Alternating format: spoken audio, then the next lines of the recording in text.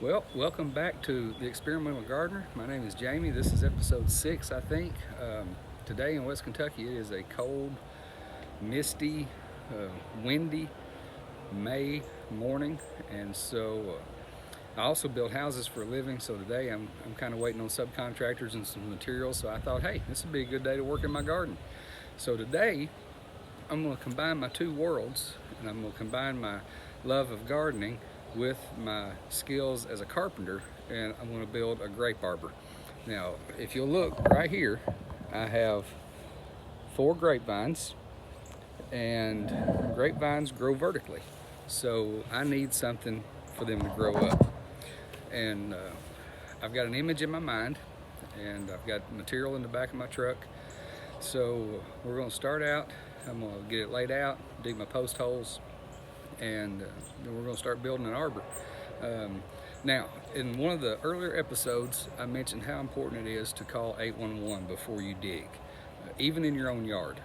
It's imperative that you do this. It's free, doesn't cost anything, it saves you all kinds of headaches, and especially in this corner of my yard, because I've already had all my utilities located, twice actually. My electrical, my phone, and everything's overhead, so I'm not worried about that. My water comes from the street right straight in the front of the house. I'm not worried about that. The gas line is the one that's always been kind of elusive. So the first time I had it located was when I built this fence, and I thought my gas line ran around the other end of the house and to the street. The gas company thought my gas line ran around the other end of the house and to the street. And so when I had it located the second time, they couldn't find it over there. And so then they unhooked my meter, ran a fish tape with a tracer wire through my gas line, and actually found out that my gas line comes off of my AC unit, which is on the south end of the house, loops around my backyard, and goes actually directly underneath that post right there. I got lucky. I thought it was in the other side of the yard. The gas company thought it was in the other side of the yard. So we all thought that I was clear to dig here and to build this fence. Gas line, as it turns out, is 2 feet and 4 inches deep when it crosses underneath that post. And my post hole is 2 feet. So I just got lucky on that one. Take a few minutes, give them a couple of days, call 811, save yourself a whole lot of heartache and a possible fine. So that's just my little public service announcement right there real quick. So we're getting ready to get started. I'm going to update throughout the day, and let's build an arbor. Be back later. Okay, welcome back. Hard part's done. Posts are set. I have set them 18 inches deep. Typically I go 24 inches because we're West Kentucky. Our frost line is about 24 inches, so anytime I'm building a deck or a fence or something like that, I try to set my posts 2 feet deep. But I wanted to use 8-foot posts, and I wanted to get as much height as I could. So I went 18 inches deep. This is not really going to be a load-bearing structure, so I'm not too worried about it. I've set my posts. I've put some quickreed around the base of them. There's enough moisture in the ground. I didn't have to mix any water in, so this is going to be fine. And I've got them braced up, square. It's ready to go. So next step is to set my beam and start cutting some rafters, and that's going to take a little while because I'm going to have to cut them. I'm going to do a little design with them, so it's going to take a few minutes. But you may be saying, Jamie, you're using treated lumber in your vegetable garden? Yes. Before 2004, at least from what I've read, we were told do not use pressure treated lumber around your vegetable gardens, fruit gardens, raised beds, those kinds of things, because the chemicals that they use to treat the lumber, I think, and from what I read, one of them was arsenic, and so there was some concern that using treated lumber around your garden vegetables, around your fruit, could add arsenic to your soil. 2004, EPA banned that, and so this is different from the treated lumber you would have gotten 15, 16 years ago. This is called yellow wood, and if you can tell, it's really not yellow. It's got more of like a turquoise cast to it, and that's because from what I've understood, let me take my hat off. From what I've understood, they replaced the arsenic with copper in the treatment process, You know, I've got a minor in chemistry, but I don't understand all that stuff, so I let people who are smarter than I am worry about that, and I just build with it. But treated lumber now that you go and you buy today after 2004 is safe to use in your vegetable gardens from what I've read.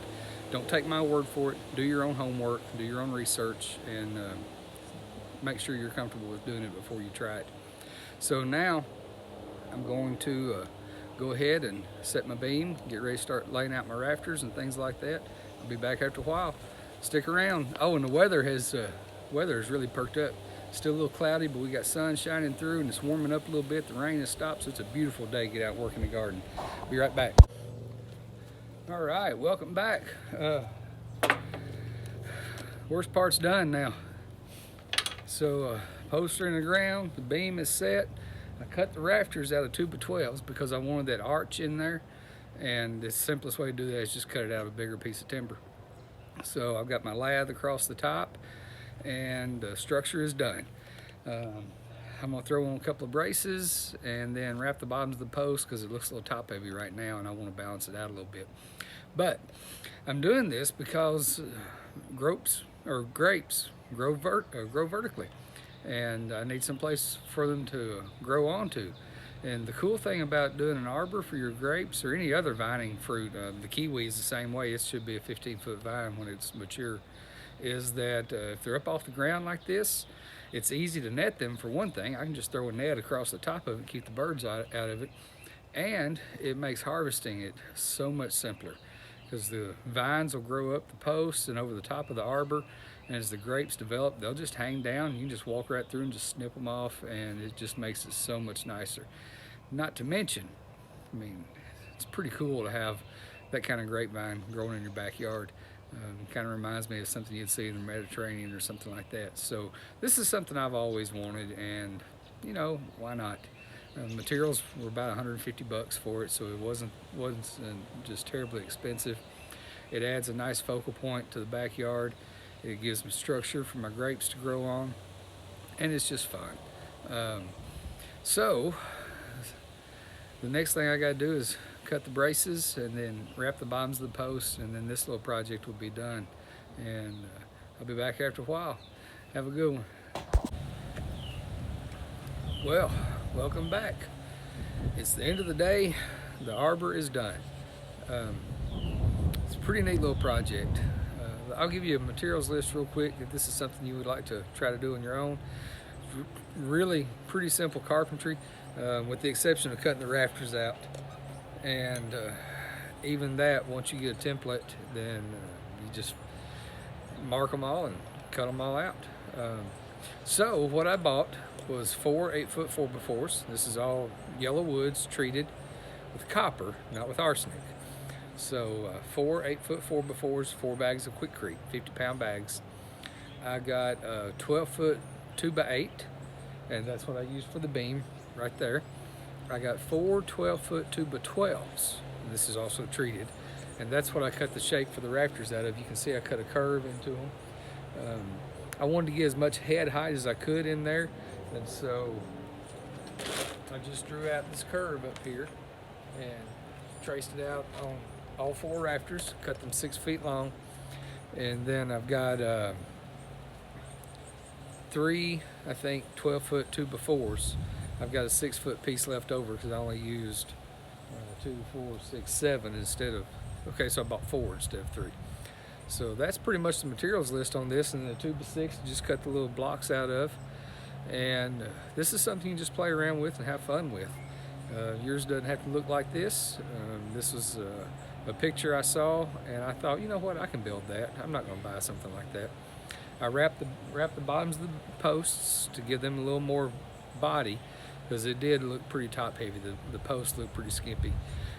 In hindsight, if I was to do this again, I might would use 6x6 posts just to make the bottom look a little heavier. I'm not worried about the structure, so 4x4s would be fine for that. But it's a really fun little project. And now I'm ready to start training my grapevines and my kiwi up. The kiwi's already starting to run. So this is something I really had to go ahead and get done pretty quick. The grapes probably wouldn't need it until next year, but the kiwi, I look for the kiwi to be 6 or 8 foot vines by the end of the season. So it's a pretty simple little project. This was fun to build. So if you have any questions, if this is something you'd like to try for yourself, just give me a holler or shoot a message in the comments, send me a Facebook message, something like that. And if you get hung up trying to do this for yourself, I can help you through it. So it's time for a beverage. I've got to clean up my mess. My backyard is covered in wood scraps and saws and drills, and so I've got a mess to clean up now. And while I'm here, though, I do want to take just a second, and I told you in the beginning, first few videos, that I would do updates every now and then to let you know what was working and what wasn't working. So it's been a couple of weeks since I did a video, I guess, and I've got some stuff that's working and I've got some stuff that's not working. And so let's walk through that just real quick. First, I told you that I was digging the frog pond because I was afraid that slugs would be an issue in my garden. Slugs have absolutely been an issue. My pepper plants that are planted next to the patio have been absolutely decimated. There are just spines left. And at first I thought it was, I don't know, cutworms or something like that, but it's too early in the year for those, I was thinking. And I came out one night, tried to see if I could find something eating the leaves. I didn't see anything. I looked underneath the leaves, didn't see anything. Came back the next night, and they were covered with slugs.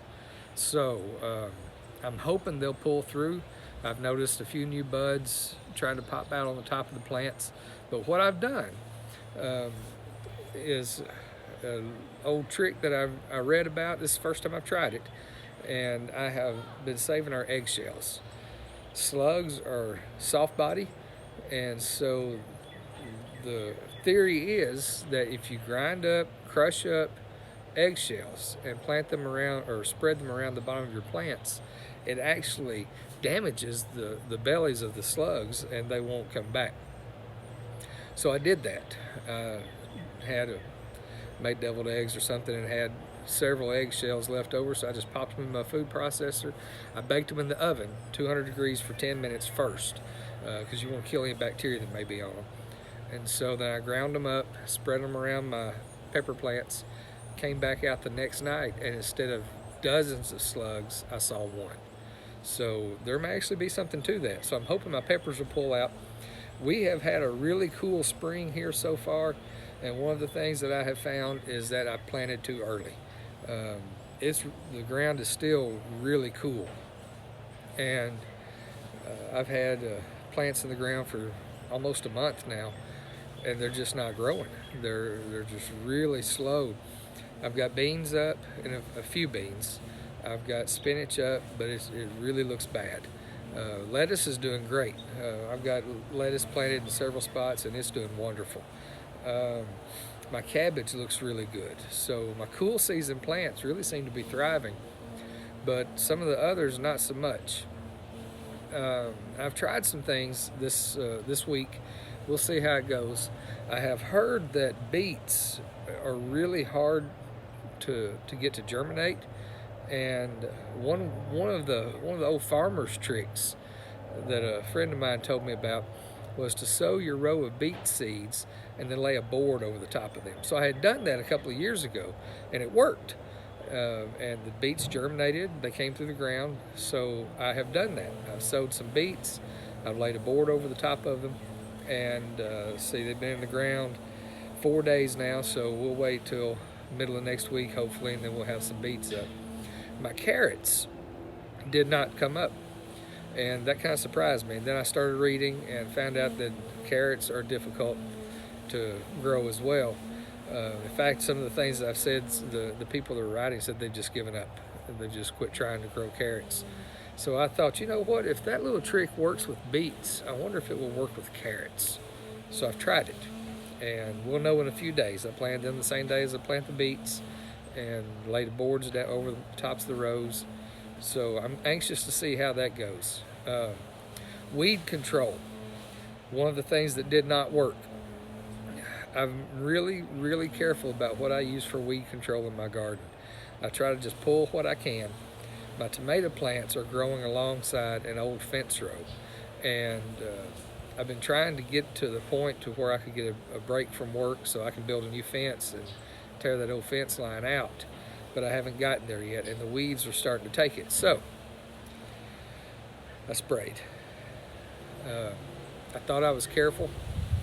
I thought that I was plenty far enough away, and I wound up killing some of my tomato plants. So if you decide to use any kind of herbicide around your garden, either don't or be very, very careful with it, because I had to go back and replant some tomatoes. One of the beds that I made this year, I had set tomatoes in it and they were looking beautiful. And then I came out one day and they were yellow. And I'd mentioned that in a former video, that it just didn't seem like that they were working. And so I dug them up, transplanted them. I saved 2 of them. I wound up losing 4 of the plants, so I had to replace those 4. But my biggest success so far has been the frog pond. I got it landscaped. It looks absolutely gorgeous. It's a beautiful addition to that ugly little corner of the yard. And even right now, this time of day, I've got filtered sunlight coming through the trees, and it's just playing on the landscaping and on the water. It's just absolutely gorgeous. Night before last, I heard my first frog. It was a gray tree frog. I studied biology in college, and so anytime I hear a frog, I immediately have to stop it and look and see what kind it was. And so I looked up the call. It was a gray tree frog, and they're common for this area. And so I sat there and listened, and I wound up hearing 3 different frogs, 2 different species. I don't know what the second species was yet, but the fact that I dug this pond 2-3 weeks ago and frogs are already being attracted to it just absolutely tickles me to death. And so I'm anxious to see if we actually had a successful breed and if I have tadpoles. So I'm going to be watching for that. But that's really exciting. I'm a science geek. I can't help it. So that's pretty much where we're at right now. I have planted some more stuff in the front yard, and so far the neighbors have not complained. I do have one neighbor that watches my landscaping pretty close, but I did tell her husband that she didn't have to worry about my landscape, and I would worry about that. So I have green beans and tomatoes and rhubarb. I've never grown rhubarb before. I don't know that I've ever even had rhubarb. So I wanted to try one plant, so I've got that growing in the front bed. Summer squash in the front bed. It came up, I think something ate it, so I'm gonna have to go and check and replant it. In the other bed, I have tomatoes and peppers, and I have planted acorn squash. And I noticed this morning that it's germinated and it's started trying to poke through the ground. So my front beds are coming along. The one thing that's not, 2 things actually, and it's really disappointing, but I'm not giving up yet, are my asparagus and my strawberries. I have not seen asparagus pop through the ground yet. I have not seen strawberries pop through yet. So I'm hoping that with the cool weather, they're just being slow, and we've had one decent day of weather in the last couple of weeks where with Saturday it was 85 degrees. It's absolutely gorgeous, but today it's probably struggling to hit 60. So we've had a really cool spring. So get out there, get your hands dirty. If you think that you would like to try something like this, there are all kinds of YouTube videos on building structures for your garden. Arbors are pretty simple. You set the posts, you set the beams, you set the rafters. It doesn't have to be cut out like this. It could be flat. They just add so much to your garden. I can't wait to see these grapevines growing up over this with those beautiful clusters of grapes hanging down. I'm just so excited about that. I can't wait. So until next time, we're going to go pull some more weeds. We're going to clean up our mess, and happy gardening. This is Jamie. If you like this video, hit like, share it, subscribe, and I will see you next time.